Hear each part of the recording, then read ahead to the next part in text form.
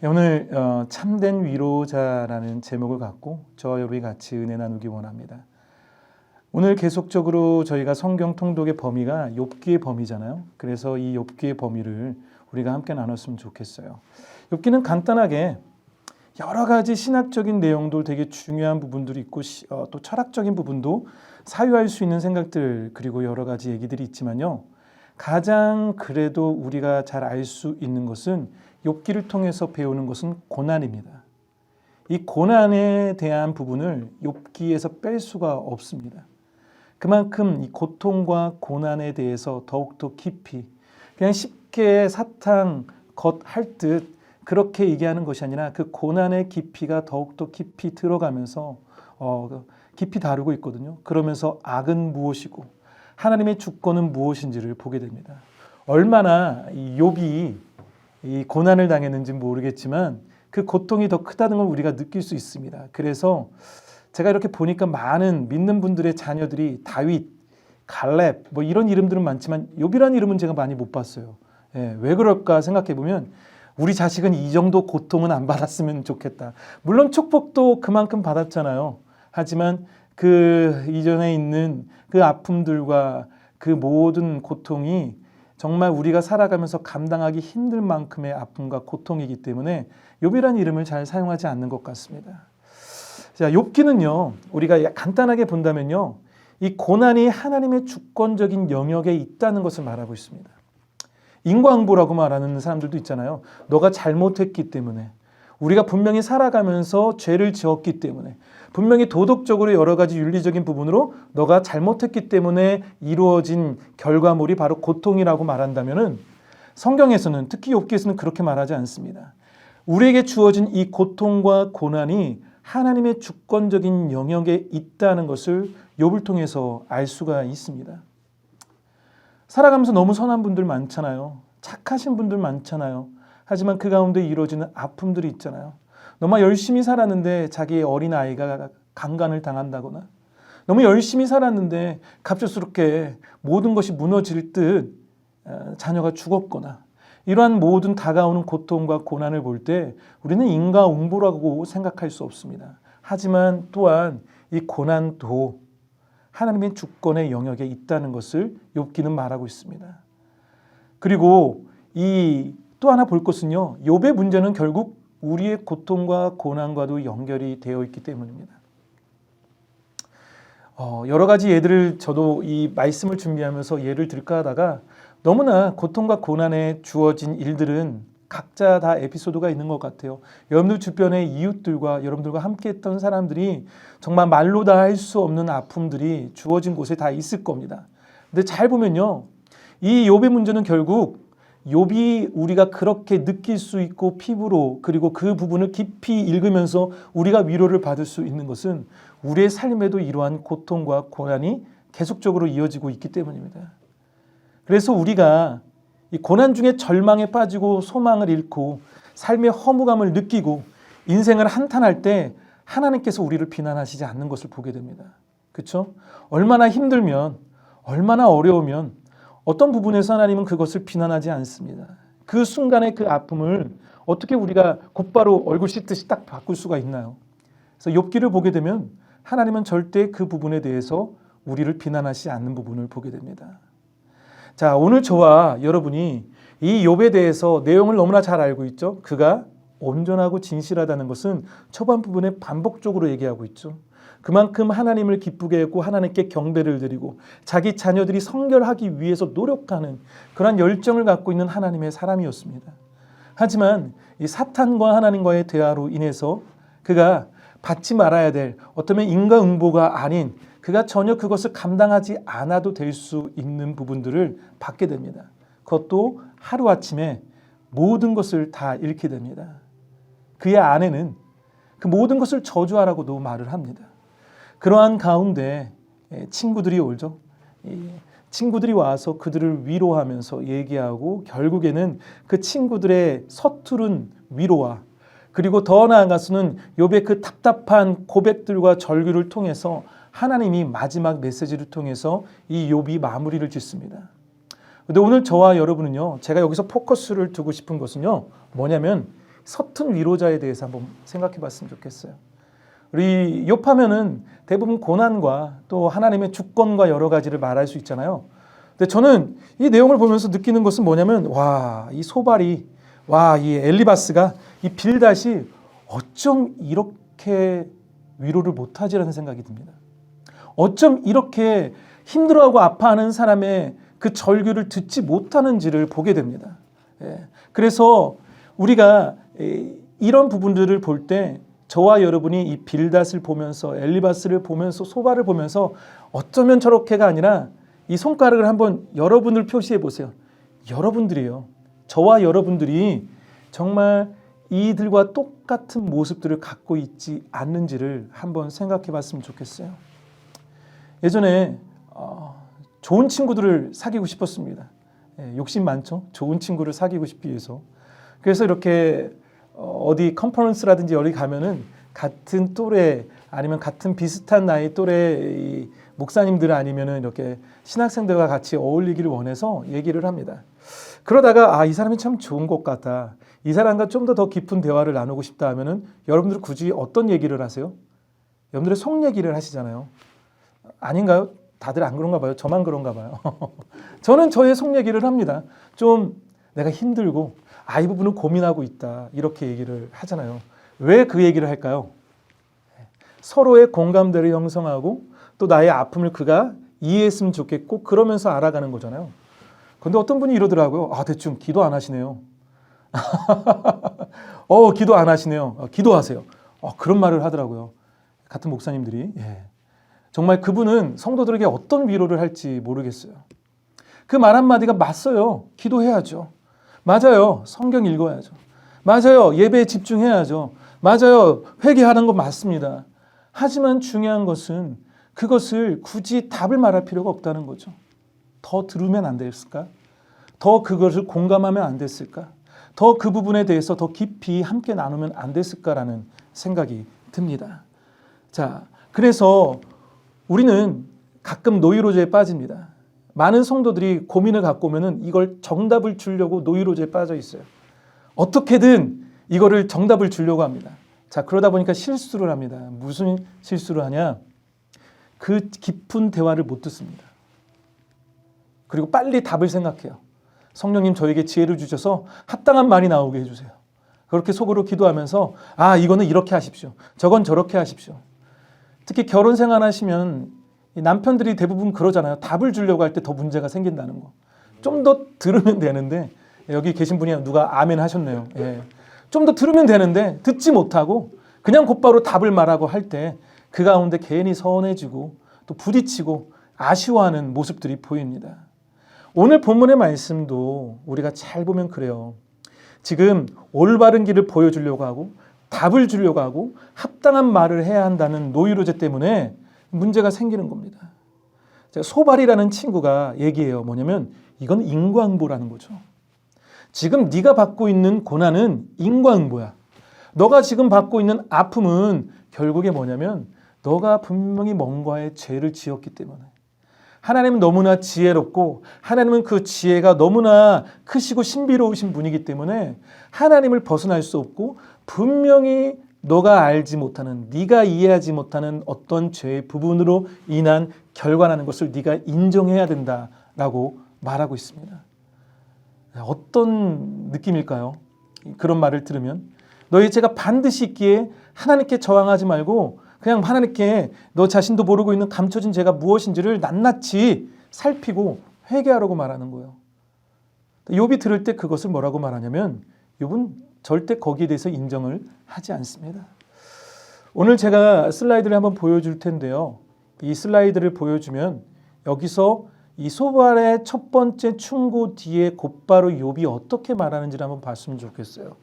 제가 개역개정도 넣었지만 표준세번역도 메시지도 한번 이렇게 동시에 넣어봤어요.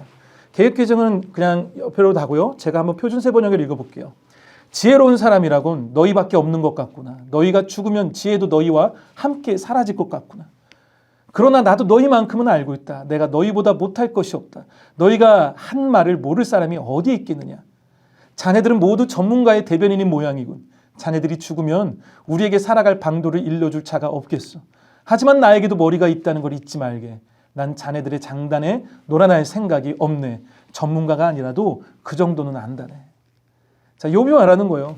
이 소발의 첫 번째 충고 가운데 말하는 욥의 이 답답하면서 표현하는 내용을 봤으면 좋겠습니다. 자, 그러면서 또 이어지는 것은 엘리바스가 충고하죠. 엘리바스가 열심히 충고합니다. 그러니까 또 이제 엘리바스의 충고 뒤에 욥이 자신의 표현을 하고 있습니다. 이 두 번째 충고 뒤에 나옵니다. 그런 말은 전부터 많이 들었다. 나를 위로한다고 하지만 오히려 너희는 하나같이 나를 괴롭힐 뿐이다. 너희는 이런 헛된 소리를 끝도 없이 계속할 때냐? 무엇에 흘려서 그렇게 말끝마다 나를 괴롭히느냐? 너희가 내 처지가 되면 나도 너희처럼 말할 수 있을 것이다. 나도 너희에게 마구 말을 퍼부으며 가엾다는 듯이 머리를 내저을 것이다. 내가 입을 열어 여러 가지 말로 너희를 격려하며 입에 발린 말로 너희를 위로하였을 것이다. 이런 말이에요. 너희들이 말한다면 이 정도밖에 못하냐? 나라면 너희들을 위로했을 거라는 거예요. 나라면 더욱더 좋은 말로 너희들의 그 상대방의 아픔을 위로했을 거라고 말하고 있습니다. 자, 이어서 빌닷의 두 번째 충고 뒤에도 동일하게 욥이 말하죠. 한번 볼까요? 내가 언제까지 내 마음을 괴롭히며 어느 때까지 말로서 나를 산산조각 내려느냐? 너희가 나를 모욕한 것이 이미 수십 번이거늘 그렇게 나를 학대하고도 부끄럽지도 않으냐? 참으로 내게 잘못이 있다 하더라도 그것은 내 문제일 뿐이고 너희를 괴롭힌 것은 아니다. 너희 생각에는 너희가 나보다 더 낫겠고 내가 겪는 이 모든 고난도 내가 지은 죄를 증명하는 것이라고 생각하겠지라고 말합니다. 어때요? 여러분도 이 느낌 아시죠? 어떤 사람이 여러분들에게 조언을 해준다고, 어떤 사람이 여러분들을 위로한다고 할 때 계속적인 너의 죄로 아니면은 충분히 나를 이해하지 못하는 가운데서의 주어진 말 한마디 한마디가 위로가 되기는커녕 비수가 되거나 그 안에 그리스도의 은혜와 사랑이 드러나기는커녕 더욱더 분열과 아픔을 주고 있다면 우리는 좀 더 깊이 생각을 해봐야 될 것 같습니다. 마지막으로 하나만 더 볼게요. 이 소발의 마지막 충고입니다. 소발은 그 다음에는 충고를 안 하는데 이 마지막 충고 뒤에 욥이 이렇게 말해요. 너희는 내 말을 건성으로 듣지 말아라. 너희가 나를 위로할 생각이면 내가 하는 말에 귀를 기울여라. 그것이 내게는 유일한 위로이다. 내게도 말할 기회를 좀 주어라. 조롱하려면 내 말이 다 끝난 다음에나 해라. 메시지에도 이렇게 말하죠. 내 말을 잘 들어보게나 부디 좀 들어보게. 그 정도의 호의는 베풀 수 있지 않나. 내가 말하는 동안만 참아주게. 그러고 나서 나를 마음껏 조롱해도 좋네. 뭐예요? 들어달라는 거잖아요. 오케이, 알았어 하면서 끝나는 것이 아니라 내 말을 우선 들어보라고. 그리고 나도 좀 말하자고. 이런 거 있잖아요. 나도 좀 말하자. 이런 거랑 똑같은 거예요. 결국 욥은 그들에게 말하는 겁니다. 내 말 좀 들어달라고 얘기하고 있습니다. 자, 그러면서 이 친구들의 충고와 그리고 그 모든 것이 끝나고 욥의 고백과 하나님의 나타나셔서 욥에게 말하는 뒤에 이 욥 마지막 42장 7절에 이렇게 말하고 있습니다. 여호와께서 욥에게 이 말씀을 하신 후에 여호와께서 대만 사람 엘리바스에게 이르시되 내가 너와 내 두 친구에게 노하나니 이는 너희가 나를 가리켜 말한 것이 내 종 욥의 말같이 옳지 못함이니라. 결국 하나님께서 말하는 거예요. 너희 친구 3명은 올바른 말을 하지 못했다는 겁니다. 너희 친구 3명은 욥에게 합당한 말을 하지 못했다는 겁니다. 그들은 자기가 맞다고 생각하고 오히려 욥이 잘못됐다고 생각하면서 그렇게 자신의 철학적인 생각들과 자신의 신학적인 관념으로 그것을 계속적으로 얘기했지만 하나님께서는 오히려 옳지 않다. 너희들이 말한 것이 옳지 않다고 말하고 있습니다. 여러분들 교회 생활을 얼마나 하셨습니까? 얼마나 신앙생활을 하셨습니까? 우리는 교회 안에서 무수히 많은 관계들을 갖고 있습니다. 무수히 많은 위로들과 무수히 많은 아픔들과 무수히 많은 대화들과 무수히 많은 관계 가운데에서 하나님의 영광이 드러날 수도 있고 하나님의 영광이 아닌 아픔과 좌절이 드러날 수도 있습니다. 자, 그러기에 저와 여러분은 어떻게 되냐? 선한 위로자가 되어야 됩니다. 아멘. 왜냐? 예수님께서 우리를 통해서 그리고 예수님께서 이 땅에 오셔서 하셨던 모든 사역은 위로의 사역이었습니다. 그들의 아픈 마음들과 그들의 아픈 상황들과 그들이 절규하고 힘들어하는 그 모든 것들을 불쌍히 여기셨고 그 안에 기적을 보이셨고 그 안에 위로하셨고 그 안에 참된 구원의 메시지를 보내신 말씀하신 위로의 사역을 하셨기에 저와 여러분이 그리스도를 닮는 제자라면 당연히 위로해야죠. 저기 보니까 이 스크린에 나와 있는 무수히 많은 성도님들이 계십니다. 이분들 다 아픈 분들이에요. 그렇죠? 다 삶 가운데 고민을 갖고 있고 고통을 갖고 있고 자녀 때문에 주어진 일들 때문에 육체적인 문제 때문에 여러 가지 상황 때문에 정말 주님 없이는 살 수 없는 간절한 마음으로 살아가는 분들이 많습니다.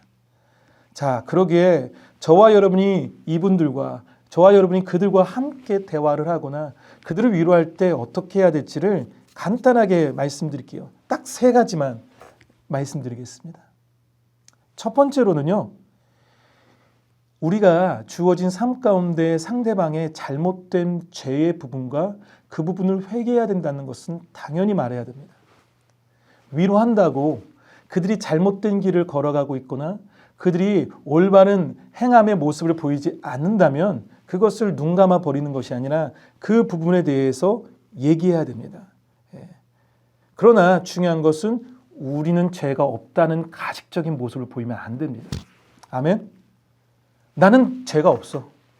나는 깨끗해. 나는 아무것도 괜찮아. 라는 마음으로 위에서 아래를 향하듯이 너는 죄를 지었어 라고 말한다면 그것은 올바른 위로가 아닙니다. 마태복음 23장에 예수님께서 서기관들과 바리새인들에게 뭐라고 말하죠? 화 있을진저 외식하는 자들아 말하죠. 그들이 마치 선한 것처럼 죄가 없는 것처럼 깨끗한 사람처럼 그렇게 보이지만 오히려 그것이 아닙니다. 저와 여러분도 늘 죄 앞에서 연약합니다. 아멘? 맞죠?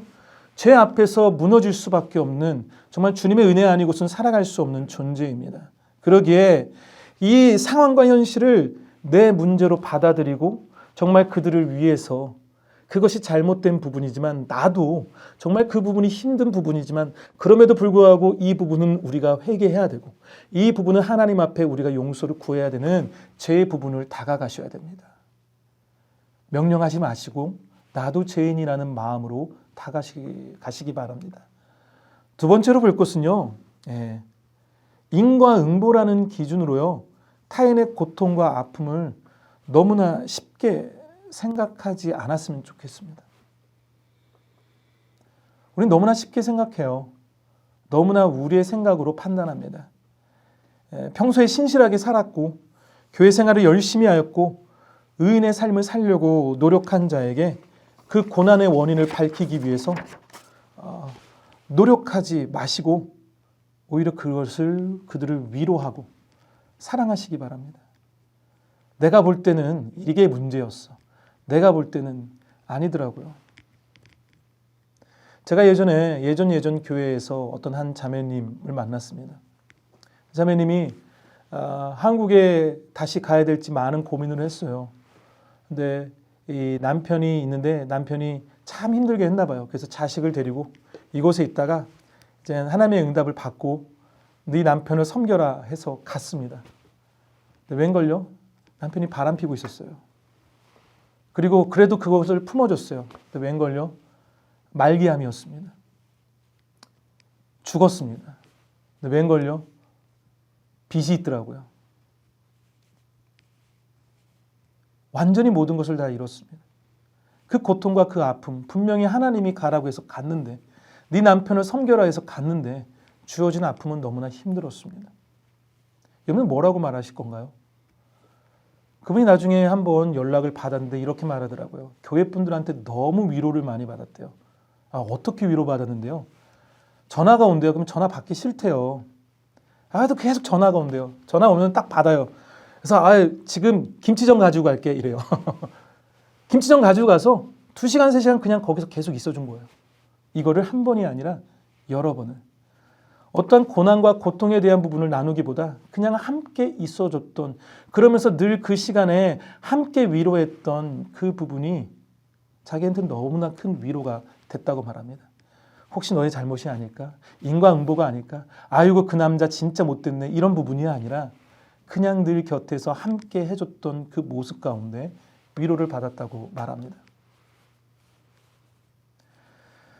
아픔들이 많습니다. 제가 아는 어떠한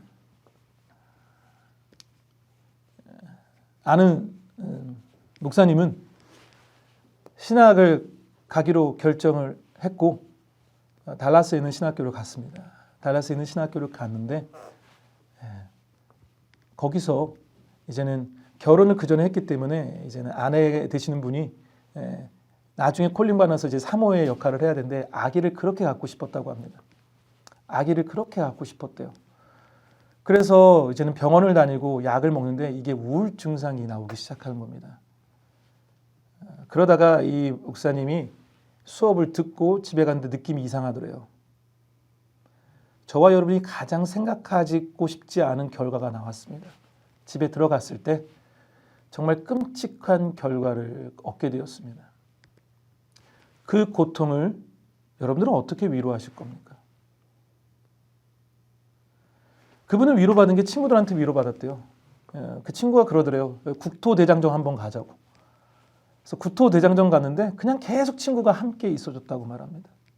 그 가운데 힘을 얻고 욥기서를 읽으면서 힘을 얻었다고 말해요. 지금은 뭐 이제 목회 잘하시고 재혼하셔서 사역을 잘하시지만 아마 그 아픔은 계속적으로 남아 있을 겁니다. 무수히 많은 고통들이 단지 이거 에피소드만 있을까요? 저와 여러분 삶 가운데 더 깊이 들어가 보세요. 더 여러분 이웃들에게 더 깊이 들어가 보세요. 그분들을 위로할 수 있고 그분들에게 그리스도의 사랑을 충분히 드러낼 수 있는 무수히 많은 위로의 부분들이 있다는 것을 잊지 마시기 바랍니다. 마지막으로 세 번째입니다. 가장 큰 위로는 들어주는 겁니다. 가장 큰 위로는 들어주는 겁니다. 말을 끊거나 내 할 말을 다 하는 것이 아니라 들어주는 것입니다. 절대 우리가 실수하는 것이 있습니다. 내 기준에서 도와주려고 하는 생각들. 상대방의 배려가 아닌 그러므로 내 말을 반드시 해줘야 될 것 같은 내 생각을 알려줘야 될 것 같은 그러한 마음들이 느껴집니다. 그래서 내 주관적으로 해결하려고 합니다. 그런데 오히려 그것이 다른 사람이 볼 때는 되게 완벽해 척하는 이런 하면 그렇지만 소위 재수없다고도 생각할 수도 있습니다. 네. 우리는 가끔 다른 사람들과의 대화 가운데 답답함을 느끼는 경우가 있습니다. 왜냐하면 지금 내 자신을 나의 주어진 상황을 이해하지 못하고 있다는 생각이 드는 거죠. 자, 그렇게 되면 어떻게 되는지 아세요? 다음에 대화 끝납니다. 대화 단절됩니다. 다시는 여러분들에게 얘기 안 할 겁니다. 다시는 여러분들에게 자신의 깊은 속에 있는 부분들을 말하지 않을 것입니다. 20분이고 30분이고 들어야 되는데 오히려 20분이고 30분이고 내 말을 더 할 때가 있습니다. 저와 여러분은 어떤가요? 이 세 가지 부분에 대해서 어떻게 생각합니까? 나도 죄인이고 나도 연약하다는 것을 인정하면서 그들에게 다가가고 있습니까? 이 타인의 고통과 원인을 밝히려고 노력하는 것이 아니라 그냥 그 모든 것 가운데서 함께 있어주려고 하십니까? 아니면 내 말을 하려고 그 사람이 듣는 것들을 그 사람이 말하는 걸 듣지 못하고 끊고 내 말을 하고 계십니까? 자, 한번 결론을 지어볼게요. 예수님을 보면요. 예수님 완벽하시죠. 하나님은 완전하시죠. 자, 저와 여러분이 하나님이 완전하시고 예수님이 완벽하다는 것을 인정한다고 해서 예수님을 받아들이셨습니까? 잘 생각해 보세요. 경외를 느낄 수도 있습니다. 경외감을 느낄 수도 있습니다. 근데 내 마음을 내어놓을 수는 없습니다. 예수님은 완벽하신 것보다 더 큰 건 뭐냐면 우리를 너무나 사랑하시기 때문입니다. 우리를 너무나 사랑하시기 때문에 우리가 우리의 마음을 주님께 드리는 겁니다. 예수님이 완벽하시지만 너무나 그 완벽하신 모습을 보여주신 것이 아니라 낮고 천하고 우리와 똑같은 모습으로 함께 하셨다는 그 모습 때문에 우리가 주님께 다가가는 것입니다. 우리가 주님께 그 모든 것을 내어놓는 거죠. 저와 여러분은 어떻습니까? 얼마나 완벽하시려고 합니까? 얼마나 모든 것을 다 안다고 생각하시려고 합니까? 그러지 마세요. 오히려 여러분 주변에 있는 목원들과 여러분과 함께하는 그 이웃들을 들어주시고 함께 해주시고 진정한 사랑으로 위로해 주시기 바랍니다. 그럴 때 이 세 명의 무능한 서투른 위로자가 아니라 정말 한 영혼을 주님께로 인도할 수 있는 정말 선한 위로자들이 되길 간절히 축원합니다. 아멘. 같이 기도하겠습니다.